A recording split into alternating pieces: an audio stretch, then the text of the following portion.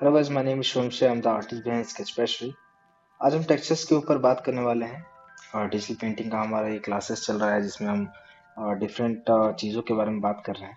जैसा आप देख रहे हो यहाँ पे मैं एक सिंपल टेक्सचर बना रहा हूँ जो कि मैंने पेंसिल से बनाया है। आप देख सकते हो इसमें डॉट टेक्सचर आता है जिसमें आप ग्रेनाइट टेक्सचर या फिर जो हमारा ग्राफाइट टेक्सचर या चारकोल टेक्सचर होता है ये सिंपल आप पेंसिल से ड्रॉ कर सकते हैं। इस तरीके से क्रॉस हैचिंग जो कि अगेन आप पेंसिल से अचीव कर सकते हैं। अगर आप शेडिंग प्रिंसिपल्स के बारे में जानते हैं तो आप इजीली इन टूल्स को यूज़ कर सकते हैं। यहाँ पे हमारे पास बहुत सारे टूल्स अवेलेबल हैं, बहुत सारे ब्रशेज अवेलेबल हैं। मैं स्केचबुक प्रो का यूज़ कर रहा हूँ जो कि ये एक फ्री वर्जन है। आप चाहें तो डिफरेंट सॉफ्टवेयर का यूज़ कर सकते हो, ऐप्स का यूज़ कर सकते हो। यहाँ पे आप देख रहे हैं कि कैसे मैं एक सिंथेटिक ब्रश का यूज़ कर रहा हूँ जो कि अगर आपको ऑयल पेंटिंग अचीव करना है या कुछ ऐसा अचीव करना है जो ऑयल पेंटिंग के करीब जा सके डिजिटली, तो आप इसको यूज़ कर सकते हो। आप ये भी देख रहे हो मैं किस तरह से अलग अलग कलर्स को मर्ज करके आपको दिखा रहा हूँ कि किस तरह से वो मर्ज होता है। जैसा हम रियलिस्टिक या फिर कैनवस पे जिस तरह से हम मर्जिंग करते हैं कलर्स का, तो ये वैसा ही काम करता है।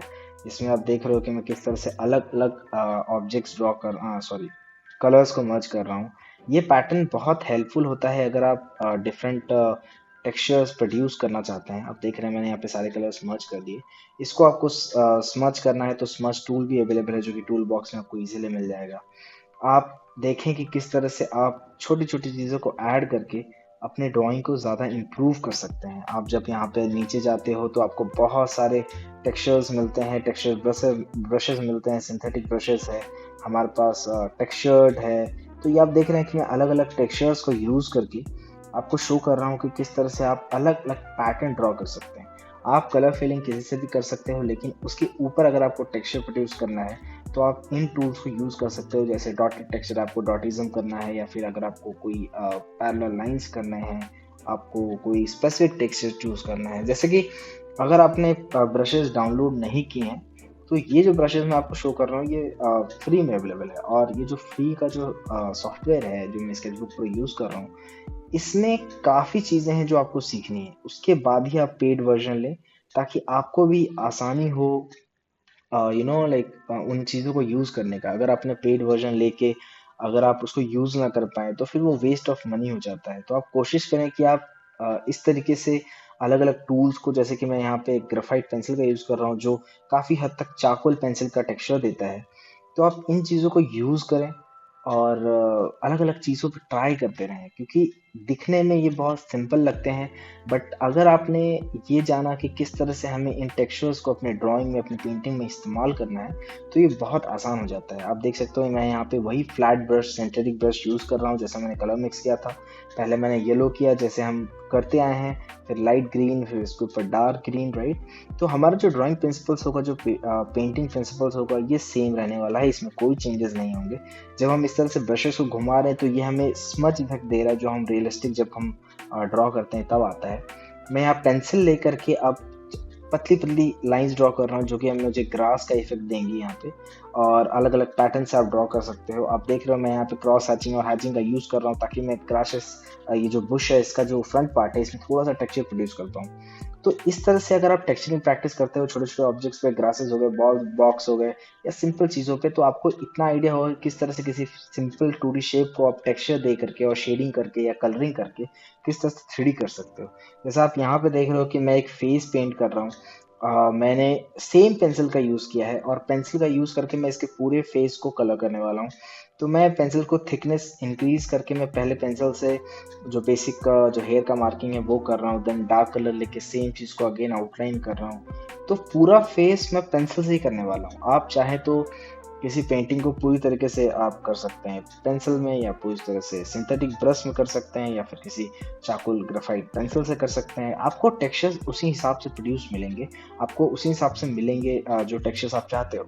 अगर आप डिफरेंट तरीके की चीज़ें यूज़ करना चाहते हो एक ही पेंटिंग में, कहीं पे आप पेंसिल यूज़ करना चाहते हो, कहीं पे आप सिंथेटिक ब्रश यूज़ करना चाहते हो, तब भी ये पॉसिबल है। बहुत आसान हो जाता है अगर आप ये काम करते हो।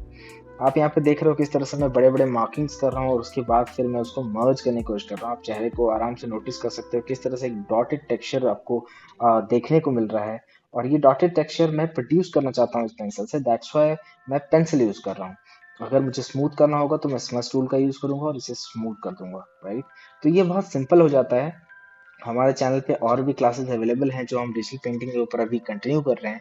आपने चैनल सब्सक्राइब नहीं किया है तो सब्सक्राइब करें और कोशिश करें कि आप नई नई चीज़ें सीखते रहें, प्रैक्टिस करते रहें।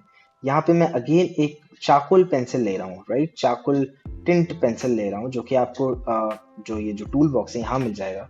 और यहाँ पे मैं बस एक सिंपल ऑयल पेंटिंग जो डिजिटली हम ऑयल पेंटिंग को एक जब आप रफ ब्लॉकिंग करते हो जिसमें मैं वो प्रोड्यूस करने की कोशिश कर रहा हूँ। आप देख सकते हो स्केच हमारे पास ऑलरेडी अवेलेबल है और मैं इस पार्ट को सिर्फ शेडोज और हाइलाइट्स मार्क करते हुए मैं यहाँ पे सिर्फ एक बेसिक आउटलाइन कर रहा हूँ, या फिर आप कह सकते हैं बेसिक ब्लॉकिंग कर रहा हूँ कलर की।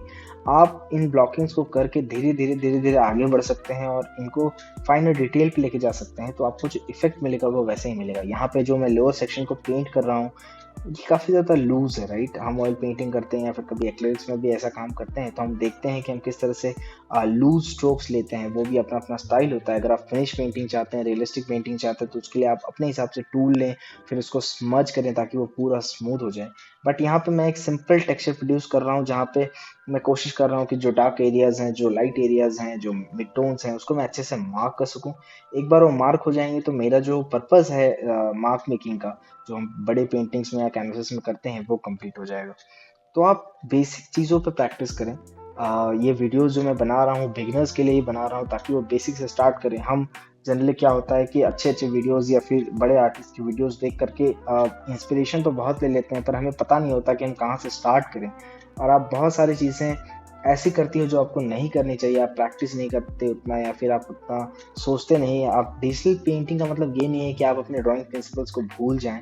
आप डिजिटल पेंटिंग करते रहें, इसके साथ साथ आप जो हमारे कैनवसेस हैं या पेपर है उसमें भी आप स्केचिंग प्रैक्टिस करते रहें, क्योंकि वो आपको हाथ को, आपके मसल मेमोरी को बहुत ज़्यादा इफेक्ट करता है। तो आप इसके साथ आप प्रैक्टिस करते रहें। मैं आपसे नेक्स्ट वीडियो में मिलता हूँ, नेक्स्ट क्लास में मिलता हूँ डिजिटल पेंटिंग की। Bye, see you in the next class.